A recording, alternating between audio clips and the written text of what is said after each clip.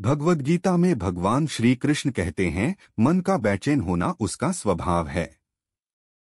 हमारे मन को लगता है कि अगर वह अलग अलग बातों के बारे में सोचता रहेगा तो हमें आने वाली हर मुश्किल और मुसीबत से बचा लेगा। पर ऐसा होता नहीं है। हम अपने जीवन का काफी अधिक समय सोच विचार करके परेशान होने में निकाल देते हैं। भगवान श्री कृष्ण कहते हैं कि मन का यह स्वभाव बदलना मुश्किल जरूर है, असंभव नहीं।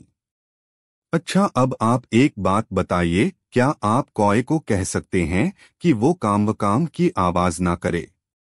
या फिर क्या आप किसी मेंढक को कह सकते हैं कि वह पानी देखते ही ऊंची छलांग ना मारे? हमारे मन का भी कुछ ऐसा ही है। जीवन में कुछ भी होता है, अच्छा या बुरा, हमारा मन उस पर काव करने लगता है। काम से मेरा मतलब है चिंता करना, व्याकुल होना।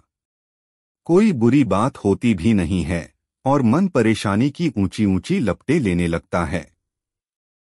कभी कभी तो मुझे ऐसा लगता है कि हम में से कई लोग सिर्फ परेशान होने के लिए जीते हैं। सारी परेशानी, पीड़ा, दुविधा अक्सर हमारी मन की बनाई हुई कहानियां होती हैं। भगवान श्री कृष्ण हमें हमारे मन को शांत और स्थिर करने के लिए दो उपाय देते हैं। पहला, ध्यान लगाना या मेडिटेट करना। दूसरा, वैराग्य भाव सीखना। अब ध्यान या मेडिटेशन शब्द सुनते ही आप में से कई लोग कहेंगे कि आप आंख बंद कर सांसें अंदर बाहर नहीं ले सकते। यहाँ हम सब गलती कर बैठते हैं। मेडिटेशन या ध्यान का मतलब सिर्फ आंख बंद कर बैठना नहीं होता। मेडिटेशन का मतलब होता है अपना पूरा ध्यान किसी चीज पर लगाना और उसे हटने नहीं देना।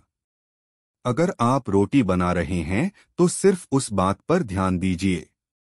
अगर आप पिक्चर देख रहे हैं तो अपना पूरा ध्यान पिक्चर पर लगाएं। यह मत सोचिए कि पिक्चर देखकर आप अपना कितना वक्त बर्बाद कर रहे हैं।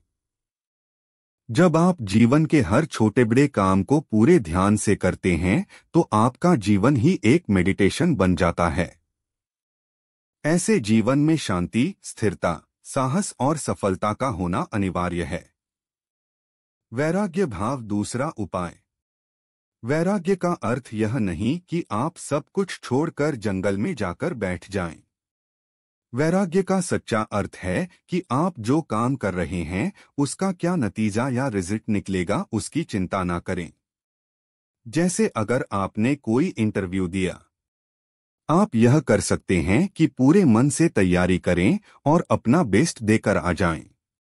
वह नौकरी मिलना या ना मिलना आपके हाथ में नहीं है।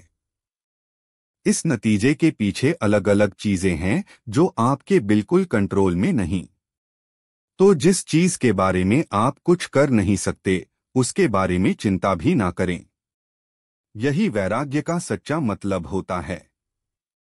और यही है भगवान श्री कृष्ण का दूसरा उपाय, मन को चिंता की लपटों से बचाने का। याद रखिए, आप पूरे के पूरे इंसान हैं।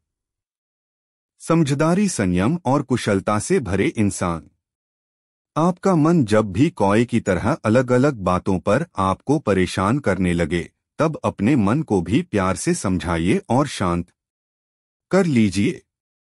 बस अपने ऊपर विश्वास रखिए कि आप कभी अपना बुरा नहीं होने देंगे।